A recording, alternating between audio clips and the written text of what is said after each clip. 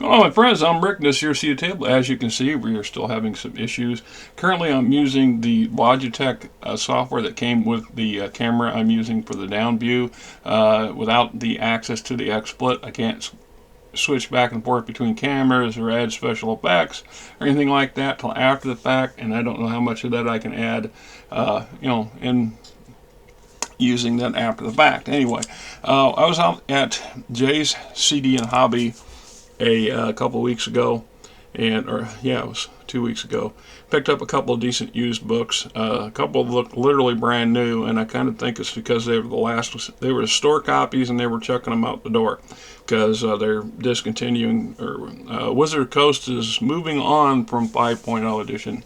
Anyway, whenever I go, they have this stack of magazines, and of course they're free as long as you buy something.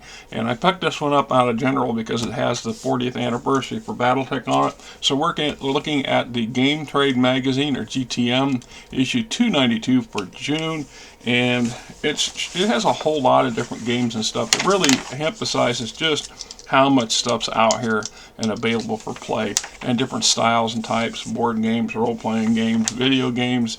You know, the whole spiel. It's we got a different version of Risk 2210. All right, that reminded me of oh geez, Axis and Allies that I got sitting outside. I got the box, the original box game sitting underneath the television stand out there in the living room. Anyway, let's take a gander through this. All right, stable unicorns, unstable unicorns. It's decaf. Sure. What is that? Dork Tower.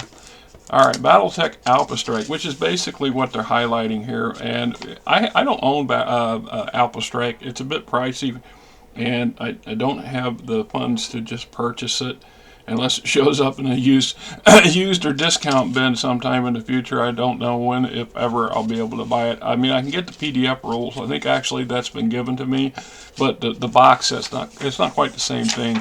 But once again, it's impressive that Battletech has been around for 40 years. I mean, there are so many games that have come and gone. I've done plenty of reviews on my channel over the years of game systems that I have that are no longer in current circulation. Yeah, there's some variations available. Yeah, you can kind of get this or that, but at the end of the day, some of them, the franchise reasons or publication reasons, or the companies just went belly up.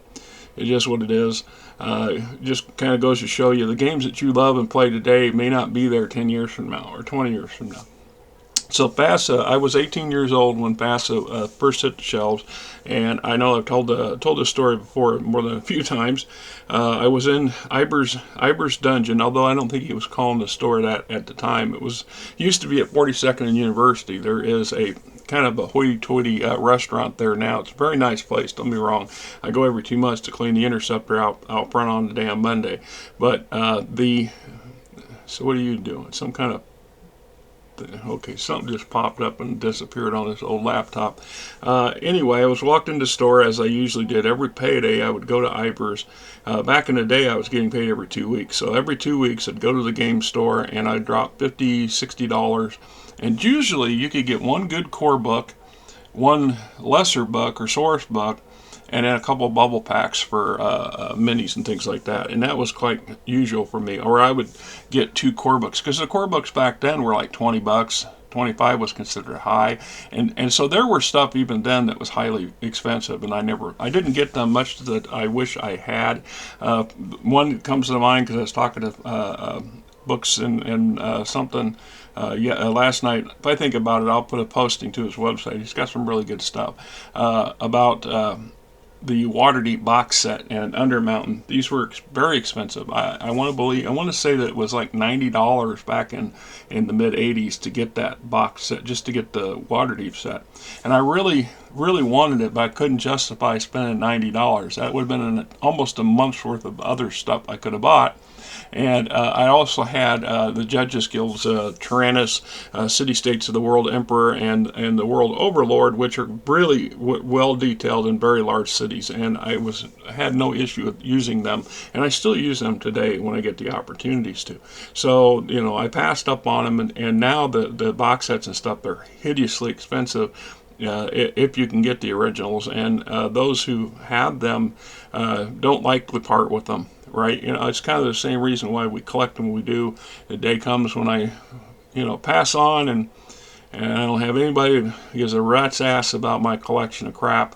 I hope I have the wisdom in the last years of my existence to find somebody to donate the stuff to give them, you know, some younger gamer who really loves this stuff, and say, look, here's, you know, 50, 60, 80 years worth of game history right here, and I'll give it to you, you know, and hope you find as much passion and enjoyment out of it as I have, and so on and so forth. So I imagine you can get this stuff pretty cheap. The fella at JCD and Hobby who when I asked him, I said, this is free. He said, well, it's not free to us, but it's free to you as long as you buy something, kind of stuff. And I thought, well, I'm going to grab one. Like I said, I don't grab one every time, because there's a whole lot of stuff in here that I really, you know, just don't have the money for. And I've never been a fan of window shopping.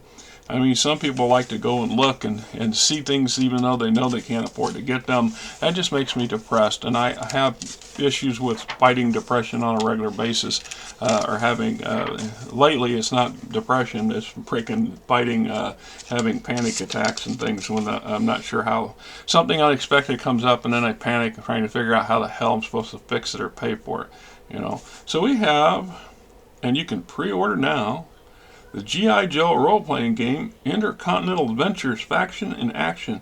See, this is a game system I would have bought back when it came out if I knew about it. I mean, it's around now, and I may, if I can find a free PDF of the core book, I might try to get it anyway, because I've always been a fan of G.I. Joe, the cartoon series and stuff. So it's just the idea of having. It's an apples and oranges thing. There is a lot of game systems out here I would dearly love to have, if for no other reason just to read them. I would love to have the updated new Traveler stuff, because I've always been a sci-fi nut, and I passed on Traveler back when it first came out, because I was buying a space opera, and then after that, Star Wars, West End Games started producing Star Wars, and that was that. So I didn't buy it, but I had a good friend when I was young, one of my childhood friends. We've long since parted ways. Guess he just doesn't want to hang out with me no more. You know, it is what it is. Not like he only lives probably 20 miles, but not even that, 10 miles from me. Anyway. His world's different and changed, and he's I'm just not on level with him anymore, apparently. He was buying Traveler when I was buying Space Opera, and when I first saw the original Traveler books, they were booklets, and they were only yay big, and yeah, they weren't that thick, but there were a lot of them. And I would look at that and weigh that, and I would look at some of the bigger stuff that we were getting for my game systems and think, well, this is, you know, my money's worth me to buy this. And I didn't need a competing sci-fi. I already had several at that point. And so it gets to where you have to budget your money and decide exactly what it is you're going to do and what it is you want out of the game, right? And so, you know, is kind of the way it goes, so on and so forth. Anyway, this is a nice little magazine or newsine or whatever you want to call it, the Game Trade Magazine, GTM. I don't know if it's useful or not. It's something you guys get, but I thought since I picked it up, we'll do a little review on it, and it's also given me a chance to test this particular video making software. I guess the only thing I don't like about this is I have to add another layer of stuff, and this laptop won't cut it. I tried to do I tried to do a video last week using it. There's a reason why this laptop got retired. I'm still fiddling with the Apple. I mean, I'm not gonna lie. I'm so overwhelmed by dealing with this Apple, because I absolutely recognize nothing in it. Nothing is set up. It's like completely alien device as far as I'm concerned, and the learning curve is pretty steep. And I'm still trying my best to figure out how to just access it so I can upload some video software on it so I can make videos with it. Would it be my go-to to you do everything on? Probably not, but it would be a really good platform, and that's the intention for doing videos, and then I can transfer the videos to my other whatever laptops out front. But it's just, I'm going to try. I keep trying and hopefully figure out how to get to, get it to upload. I tried to upload iMovies, and it won't let me log into the Apple App Store because of some bullshit. Now I'm being told I need to go and create an Apple account. So I'm going to try to do that this afternoon, and if they're asking for money or it's like a monthly thing, it ain't happening because I don't have that kind of money. I just don't have a whole lot of extra surplus money. It's rare.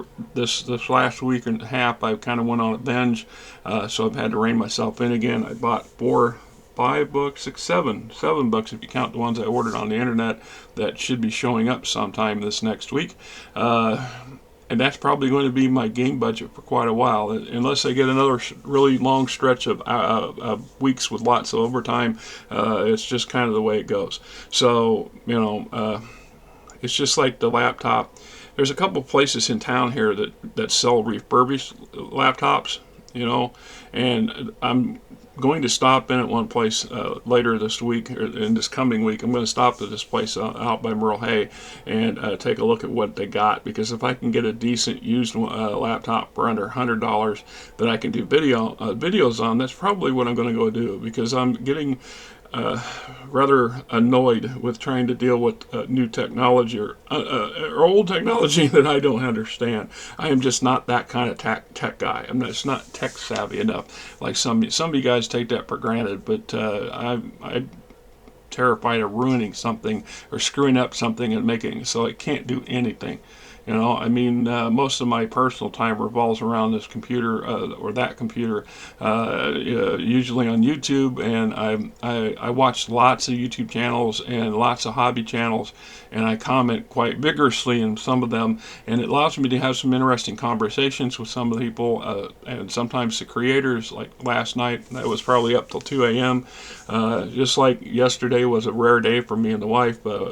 A co-worker, him and his wife bought tickets to the Funny Bone, and we went and seen Christopher Titus.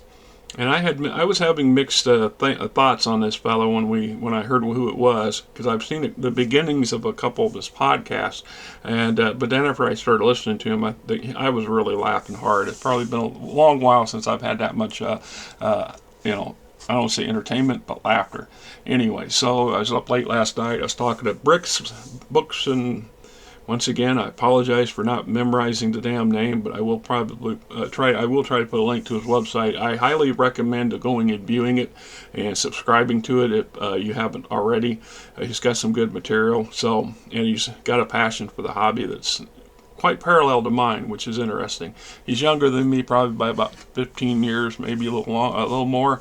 He is a Midwesterner, but he lives. My understanding is he lives west or east of the Mississippi. Because when we say east of the river around here, we generally mean the Mississippi, because otherwise you'd be east of the Missouri and you'd be in my neck of the woods. Anyhow, I'm here. Little Missy's sitting over there, and I hope you guys have yourself a great weekend.